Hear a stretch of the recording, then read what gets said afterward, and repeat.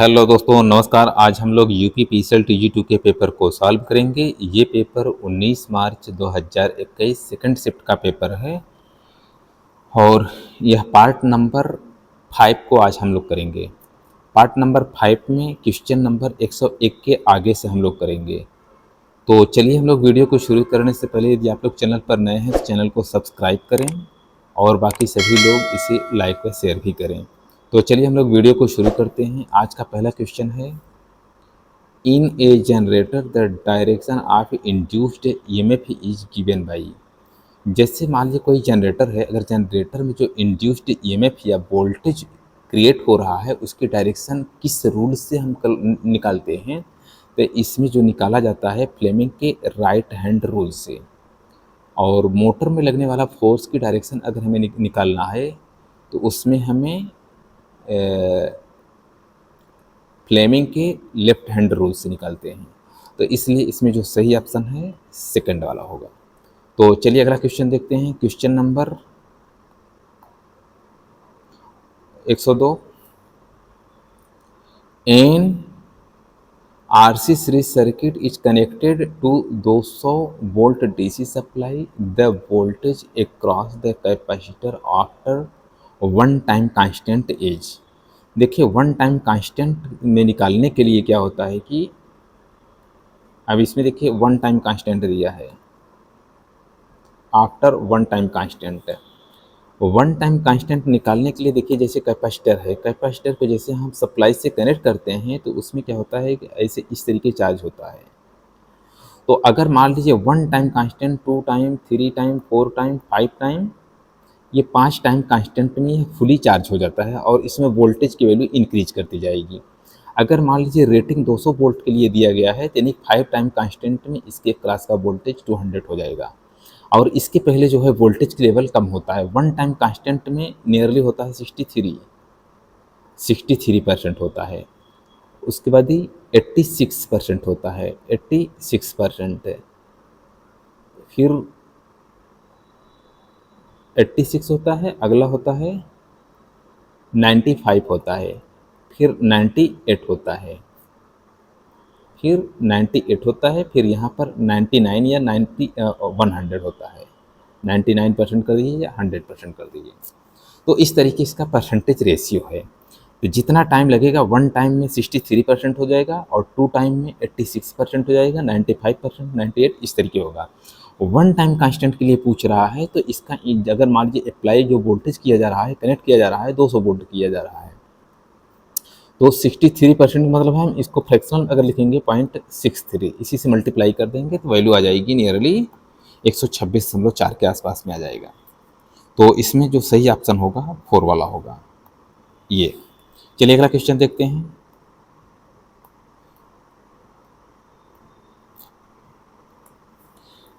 Question number 103, the switching frequency of the diode is depended on. जो switching की frequency होती है उसको हम बोलते हैं, कोई डायोड है उसकी स्विचिंग की फ्रिक्वेंसी जो होती है बार बार ऑन ऑफ होता है, रिवर्स रिकवरी टाइम बोला जाता है इसको। इसलिए इसका सही ऑप्शन होगा 4 वाला। चलिए अगला क्वेश्चन देखते हैं। अगला question 104, the material use to design insulator is. Insulator क्या होता है, जैसे मान लीजिए जो खंभे होते हैं, अगर देखेंगे जैसे मान लीजिए सपोज करिए ये खंभा है, ये खंभा है तो यहाँ पे देखेंगे इस तरीके कुछ इंसुलेटर लगाया जाता है, ये इस तरीके इंसुलेटर लगाया जाता है और यह कई डिजाइन में होता है, सस्पेंशन टाइप, स्टैंड टाइप। तो किसी भी इंसुलेटर को अगर बनाया जाता है तो यह पोर्सिलिन का बना होता है। यह किस मटेरियल से बना होता है? पोर्सिलिन। तो इसमें इसलिए सही ऑप्शन होगा पोर्सिलिन, यानी कि क्वेश्चन नंबर 104 का 3 ऑप्शन 3 का सही होगा। चलिए अगला क्वेश्चन देखते हैं। Question number 105। 105 में देखिए, the intersection of the load line and diode and the diode characteristics given. देखिए इसमें जो एक लोड लाइन होता है, डीसी और एसी के लोड लाइन को जहाँ पे इंटरसेक्शन यानी जहाँ पर काटती है उस पॉइंट को बोला जाता है क्यू पॉइंट। इसलिए इसका जो सही ऑप्शन होगा क्यू पॉइंट यानी कि चौथा वाला ऑप्शन, सही ऑप्शन 4 नंबर होगा। चलिए अगला क्वेश्चन देखते हैं, क्वेश्चन नंबर 106। 106 में the slip of the induction generator is always. अगर देखिए मान लीजिए इसको, जो जनरेटर होता है इंडक्शन जनरेटर, इंडक्शन जनरेटर क्या होता है, जैसे मान लीजिए कोई मोटर है, ये सपोज कर लीजिए मोटर है, मोटर की एक स्टेटर पर सिंक्रोनस स्पीड होती है, यानी कि जो फ्लक्स की स्पीड होती है उसको हम क्या बोलते हैं, सिंक्रोनस स्पीड, और रोटर की स्पीड को हम मोटर की स्पीड बोलते हैं। अगर यह सिंक्रोनस स्पीड से अगर यह रोटर नीचे रन करता है तो इसको हम पॉजिटिव बोलेंगे। अगर मान लीजिए यह सिंक्रोनस स्पीड से अगर रोटर की स्पीड अगर हम ज़्यादा कर दिया जाए, यानी कि इसकी स्पीड सपोज कर लीजिए सिंक्रोनस स्पीड 1500 है, और 1500 से अगर हम बढ़ा करके कर देते हैं 1550 आरपीएम, तो यानी कि यह नेगेटिव स्लिप इसको बोलते हैं, इसलिए इसको हम बोलेंगे नेगेटिव स्लिप। इसका स्लिप जो होता है नेगेटिव नेचर का होगा। तो इसका सही ऑप्शन, इसका जो सही ऑप्शन है पहला वाला ऑप्शन सही नंबर 1 होगा। चलिए अगला क्वेश्चन देखते हैं, क्वेश्चन नंबर 107। क्वेश्चन नंबर 107 में देखेंगे, a capacitor carries a charge of 0.6 coulomb and at 10 volt, capacitance is, capacitance यानी किसी की वैल्यू हमें पता लगाना है, सी इक्वल टू होता है क्यू अपॉन वी। इस फार्मूले से रखते ही कैलकुलेशन करके हमें आंसर मिल जाएगा। क्यू की वैल्यू कितना है, 0.6 कूलम है, 0.6, और वोल्टेज की वैल्यू कितना है 10 वोल्ट। अगर हम 10 से डिवाइड करेंगे इसकी वैल्यू आ जाएगी 0.06 फैरड, इसलिए इसका सही ऑप्शन कौन सा है, तीसरा वाला ये। चलिए अगला क्वेश्चन देखते हैं, क्वेश्चन नंबर 108। क्वेश्चन नंबर 108 है, in which of the following machine is the concept of back EMF present. तो इसमें किस मशीन में बैक ईएमएफ प्रेजेंट होता है, ये कौन किस में कंसेप्ट यह लगता है, यह डीसी मोटर में लगता है, ये डीसी मोटर के लिए, इसलिए इसका सही ऑप्शन 4 होता है। बैक ईएमएफ क्या होता है, जैसे मान लीजिए कोई फील्ड के अंदर कोई कंडक्टर रोटेट कर रहा है, और जब वह कंडक्टर रोटेट करता है तो उसके अंदर जब आर्मेचर में करंट फ्लो होती है तो उसके अंदर एक अपोजिट नेचर का वोल्टेज क्रिएट होता है, इसी को हम बैक ईएमएफ या काउंटर ईएमएफ भी बोलते हैं। तो इसलिए इसका सही ऑप्शन 4 नंबर होगा। चलिए अगला क्वेश्चन देखते हैं, question number 109। Question number 109, a 3 phase 4 pole 12 slot synchronous machine is operating at synchronous speed, the slot angle is. इसका स्लॉट एंगल कितना होगा। अब इसका स्लॉट एंगल निकालने के लिए क्या है कि जैसे मान लीजिए कोई मोटर है, मोटर के कितने पोल के अकॉर्डिंग जो है कितने स्लॉट लग रहे हैं, तो उसी को हमें कैलकुलेशन करना है। तो देखिए इसमें जो ऑप्शन है इसका ऑप्शन ए वाला सही होगा, पहला वाला सही है, 60 डिग्री। अब 60 डिग्री जैसे सपोज कर लिए, देखिए ये आर्मेचर है। अब ये आर्मेचर अगर है तो इसमें जैसे स्लॉट कितने स्लॉट यूज कर रहे हैं, सभी स्लॉट को हम काउंट कर लेंगे, और 300 जैसे मान लीजिए ये 1 राउंड में कितने डिग्री होंगे, ये 60 डिग्री। अब 60 डिग्री में अगर स्लॉट की संख्या 12 है तो 12 से अगर हम डिवाइड करेंगे 12 तिहाई 36, यानी कि पर स्लॉट जो है 30 डिग्री बन रहा है। ये पर स्लॉट जो है 30 डिग्री बन रहा है, और अगर यह 30 डिग्री बन रहा है तो इसमें जो किसका पूछ रहा है, synchronous speed is slot angle.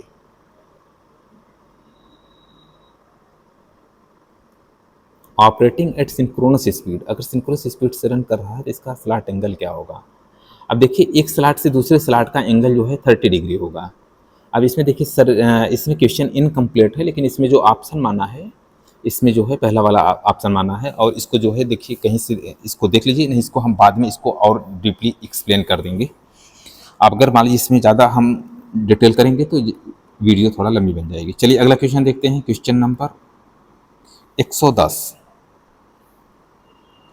110 में क्या है, the unit of reluctance is, reluctance का फार्मूला क्या होता है, रिलक्टेंस का फार्मूला होता है एस इक्वल टू होता है एम एम एफ अपॉन 5। ये फार्मूला होता है, एम एफ एफ को होता है, एम एम एफ को बोलते हैं ampere turn divide by weber. तो इसमें जो सही ऑप्शन है एम्पियर टर्न पर वेबर, इसलिए इसका सही ऑप्शन ए वाला सही होगा। चलिए अगला क्वेश्चन देखते हैं, इसको सीधे फार्मूले से आंसर आएगा इसका। Question number 111, if the fundamental frequency is 50 hertz then the harmonic frequency due to third harmonic से कंटेंट इज। अब थर्ड हार्मोनिक्स की जो फ्रिक्वेंसी होगी कितनी होगी।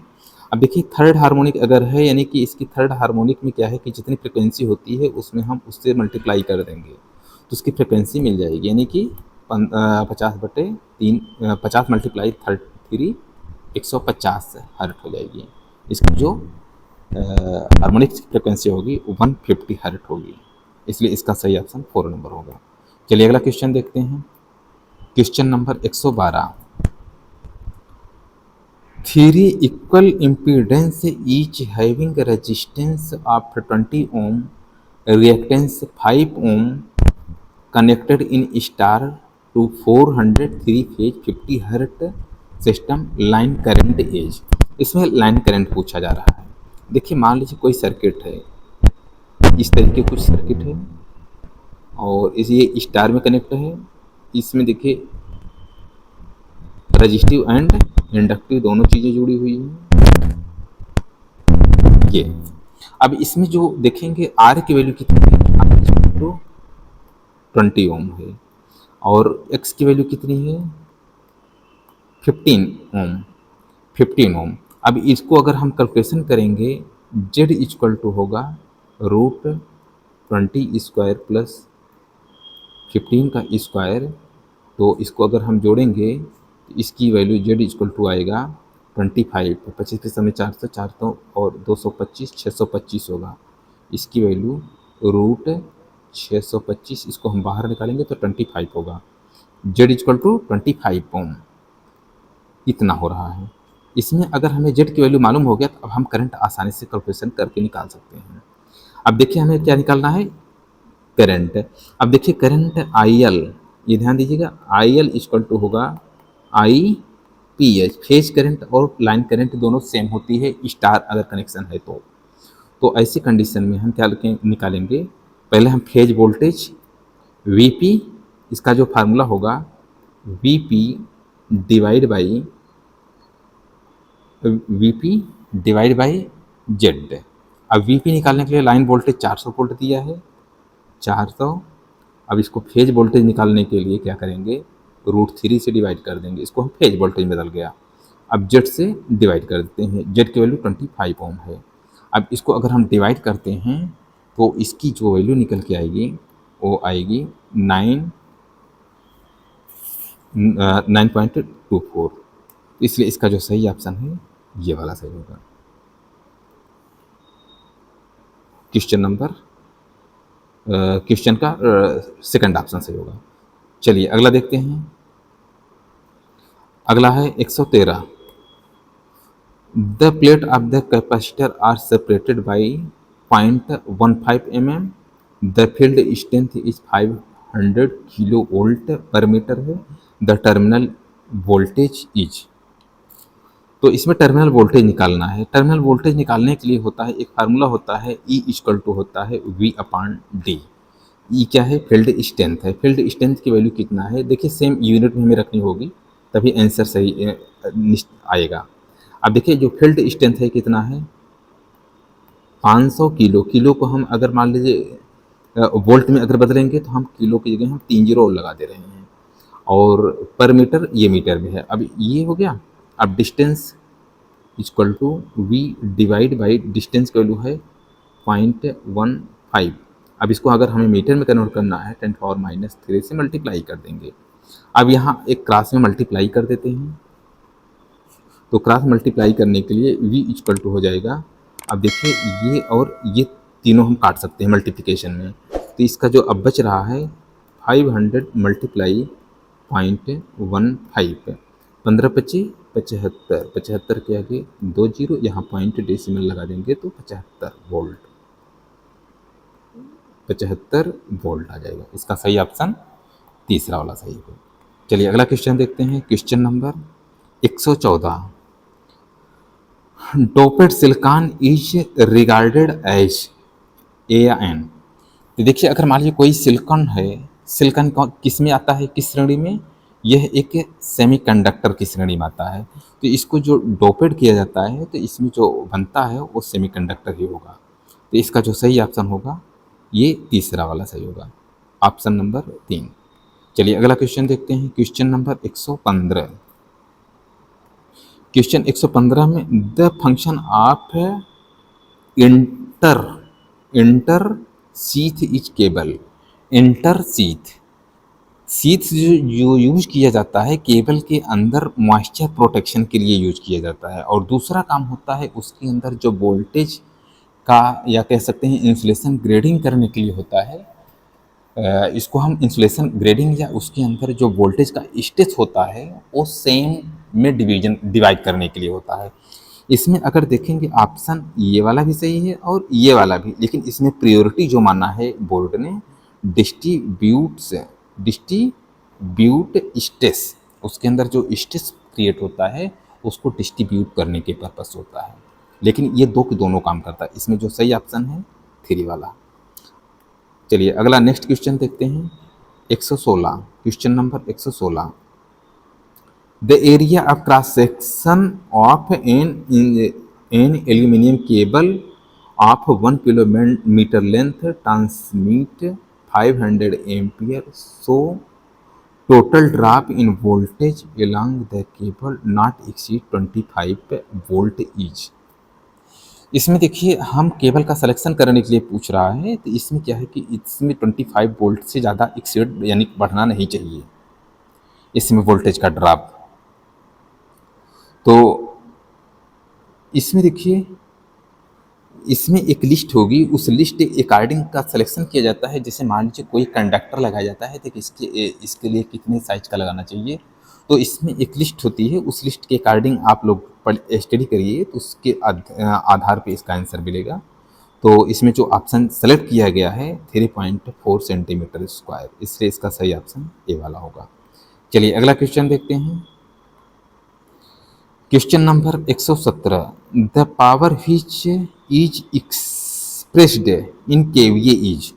जिसे पावर को जब केवीए में एक्सप्रेस्ड किया जाता है, इस केवीए पावर को हम क्या बोलते हैं, अपेरेंट पावर बोलते हैं। तो इसका जो सही ऑप्शन होगा ए वाला। एक ट्रू पावर होता है, अपेरेंट पावर होता है, और तीसरा रिएक्टिव पावर। पावर मेनली 3 ही प्रकार के होते हैं। तो इसमें जो केवीए या वोल्ट और एम्पेयर की जो मल्टीप्लिकेशन होता है इसको हम अपेरेंट पावर बोलते हैं। और इसमें अगर मान लीजिए वोल्ट एम्पियर और रिएक्टिव एलिमेंट के साथ में अगर लग रहा है तो इसको हम ये बोल सकते हैं वी आई साइन फाई अगर लिखते हैं तो इसको हम रिएक्टिव पावर बोलेंगे। अगर पावर फैक्टर के साथ मल्टीप्लाई करते हैं तो उसको हम ट्रू पावर बोलते हैं। तो यहाँ जो ऑप्शन है अपेरेंट पावर। चलिए अगला क्वेश्चन देखते हैं, इसका ऑप्शन 4 नंबर होगा। Question number 118। एक मोटर की निर्धारित भार पर गति शून्य भार पर 1000 आरपीएम से 950 आरपीएम तक कम हो जाती है। मोटर की गति नियमन या स्पीड रेगुलेशन कितना होगा। स्पीड रेगुलेशन का जो फार्मूला होता है जीरो लोड यानी कि सिंक्रोनस स्पीड शून्य भार पर, हाँ जीरो लोड पर जो स्पीड होगी उसको हम लिखेंगे माइनस फुल लोड पर जो स्पीड आएगी उसको हम लिखेंगे डिवाइड बाई फुल लोड की स्पीड से हम डिवाइड कर देंगे।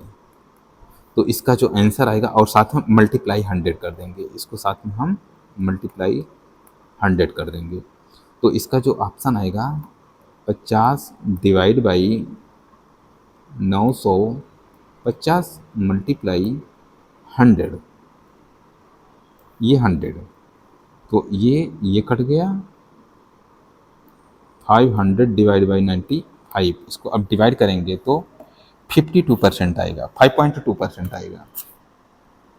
देखिए 500 डिवाइड बाई 95 5.26 आ रहा है। तो इसका जो ऑप्शन कैलकुलेटर से आ रहा है 5.26, इसका सही ऑप्शन सेकंड वाला होगा। चलिए अगला क्वेश्चन देखते हैं, question number 119। Question number 119, the plate separation of a capacitor 0.04 mm field completely with the dielectric medium if the dielectric strength of the material is 10 kilovolt per mm, then the maximum voltage rating of the capacitor is। तो इसमें जो capacitor voltage की rating होगी वो क्या होगी, यही पूछा जा रहा है। तो इसमें वही जो इसके पहले वाला हम कैलकुलेशन किए हैं वही सेम टू सेम है। तो इसमें देखिए हम सबसे पहले चेंज कर लेते हैं। इसमें E इक्वल टू होगा, फार्मूला क्या है, E equal to V upon D. D क्या है, डिस्टेंस। अब हमें क्या है कि किलो वोल्ट mm दिया है। अब E की वैल्यू कितना है, 10 किलो वोल्ट पर mm। 10 किलो, किलो को हटाने के लिए क्या करेंगे, 3 जीरो लगा देते हैं, ये किलो हट गया। अब इतना वोल्ट mm हो गया, इक्वल टू वोल्टेज हमें पता लगाना है, डिवाइड बाई कितना है, 0.04 mm। ये भी mm है, ये भी mm है। अब mm से हम कैलकुलेशन कर सकते हैं। तो सेम यूनिट में v इक्वल टू इन दोनों को मल्टीप्लाई कर दिया जाए। तो 1 चौका 4 यानी कि 40,000 हो गया। अब 40,000 में 2 जीरो हटा देना होगा, यानी कि इसका आंसर आएगा 400 वोल्ट। तो इसका सही ऑप्शन 4 वाला होगा। चलिए अगला क्वेश्चन देखते हैं, क्वेश्चन नंबर 120। वह भार जिसके शक्ति गुणक का मान 1 है, एक क्या हो सकता है, यानी कि लोड के रूप में क्या हो सकता है, एक तंतु लैंप या फिलामेंट लैंप होता है। फिलामेंट का लैंप का जो पावर फैक्टर होता है यूनिटी होता है।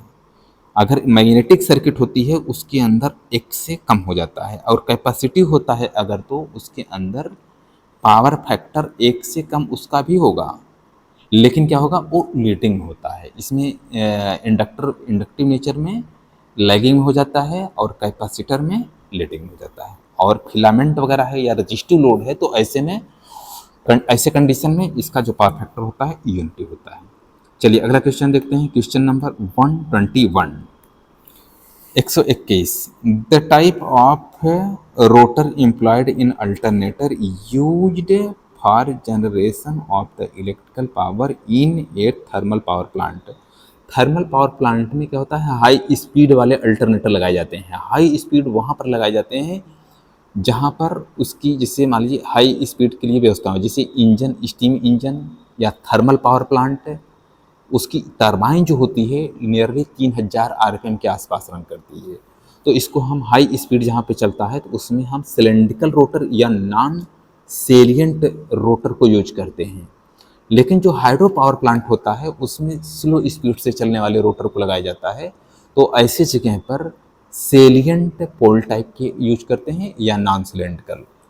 तो इसमें जो सही ऑप्शन होगा तीसरा वाला सिलेंड्रिकल रोटर। सिलेंड्रिकल रोटर की क्या है कि इसमें क्या है कि डायमीटर उसको कम रखा जाता है और उसके रोटर की लंबाई अधिक रखी जाती है। लेकिन जो सेलियन टाइप का रोटर अगर रखा जाता है उसमें डायमीटर अधिक रखा जाता है, लेकिन उसका जो लेंथ होता है रोटर का उसको कम रखा जाता है। ये बेसिकली अंतर होता है। चलिए अगला क्वेश्चन देखते हैं, question number 122। The rotor which has maximum speed when operated on no load is. अब देखिए अगर मान लीजिए कोई मोटर है, उस मोटर को अगर हम नो लोड पर अगर ऑपरेट कर रहे हैं तो कौन सी मोटर की स्पीड नो लोड पर हाईएस्ट होगी, तो यह सीरीज मोटर होती है। सीरीज मोटर को हमेशा जो है जीरो लोड पर नहीं चलाना चाहिए। ऐसा इसलिए कि इसमें फील्ड की करंट कम हो जाती है। फील्ड करंट कम होने की वजह से इसकी स्पीड काफ़ी डेंजरस स्पीड पर चली जाती है, इसलिए इसको जीरो लोड पर नहीं चलाना चाहिए। और यह जीरो लोड पर बहुत हाईएस्ट स्पीड को अटेंड कर लेती है, 20,000 के ऊपर। तो यह है इसका जो सही ऑप्शन होगा तीसरा वाला सही। चलिए अगला क्वेश्चन देखते हैं, question number 123। If the filtered load current is 10 milli ampere when which of the following circuit has a diode current of 10 milli ampere. अब देखिए, अगर मान लीजिए कोई डायोड लगाया गया है, अगर डायोड लगाया गया है, उस डायोड से जो करंट फ्लो हो रही है 10 मिली एम्पियर होना चाहिए या है, और जो फिल्टर करंट आ रही है वो भी 10 मिली एम्पियर। ऐसी कंडीशन में क्या होती है, यह करंट अगर मान लीजिए हाफ वेव रेक्टिफायर लगाया जा रहा है तो उसमें जितना डायोड का करंट होगा उतना लोड का करंट होगा, या फिल्टर्ड जो करंट फ्लो हो रही है वो करंट होगा। लेकिन अगर मान लीजिए ब्रिज रेक्टिफायर यूज किया जा रहा है तो ब्रिज रेक्टिफायर की स्थिति में उसमें हाफ करंट फ्लो होता है। ये देखिए, अगर मान लीजिए ये लोड हो गया, अब इसमें जो करंट फ्लो होगी, अब ये फिल्टर करंट कह सकते हैं। फिल्टर मतलब यहाँ पे जो फिल्टर, ये कैपेसिटर लगा दिया गया, इस लोड पे जो करंट फ्लो होगी वो नियरली जो डायोड के अंदर होगी वही इसके अंदर होगी। तो इस तरीके की जो हाफ वेव रेक्टिफायर होगा इसके अंदर होगा। और सेंटर टेप में नहीं होता है, सेंटर टेप में भी लगभग हाफ करंट फ्लो होगी। और half wave voltage doubler circuit, ये भी कुछ अलग चीज़ है। ब्रिज रेक्टिफायर, इसमें हाफ करंट फ्लो होगी। तो जो इसका सही ऑप्शन है ये वाला सही होगा। चलिए अगला क्वेश्चन देखते हैं। 124 में विच of the following has the highest conductivity, जिसमें वह कौन सा मटेरियल है जिसके अंदर हाईएस्ट कंडक्टिविटी, इसका मतलब यह है कि कौन सा मेटल है जिसके अंदर अधिक से अधिक करंट फ्लो कराई जा सकती है, या कंडक्टर यानी कि इलेक्ट्रिसिटी का कंडक्शन तेजी सबसे अधिक कर सकता है। इसमें जो लिस्ट होती है इसमें देखेंगे यह सिल्वर में सबसे अधिक होता है, और गोल्ड का भी कम होता है। ये भले महंगी मेटल है लेकिन इसका कम होता है। और कांपर का भी कम होगा और जिंक का भी कम होगा। इसमें जो हाईएस्ट है ये सिल्वर का होगा। तो चलिए अगला क्वेश्चन देखते हैं। 125 में निम्नलिखित में कौन सी गति नियंत्रण तकनीकी दोनों दिशाओं में डीसी शंट मोटर की गति को नियंत्रण करने में सक्षम होता है। दोनों दिशाओं में डायरेक्शन में, यानी कि हम इसको कंट्रोल कर सकते हैं, वह वार्ड लियोनार्ड विधि है। वार्ड लियोनार्ड विधि में क्या है कि इसमें मोटर जनरेटर सेट यूज करते हैं, मोटर जनरेटर फिर मोटर। तो इसमें क्या है कि दोनों डायरेक्शन में हम इसको रोटेट करा सकते हैं, और यह 0 से लेकर के हाई स्पीड तक के इसको हम आसानी से कंट्रोलिंग कर सकते हैं इसमें स्पीड। तो इसका जो सही ऑप्शन होगा ये सेकंड वाला होगा, ये होगा। तो चलिए बस इस वीडियो को आज यहीं पर समाप्त करते हैं, और वीडियो देखने के लिए धन्यवाद।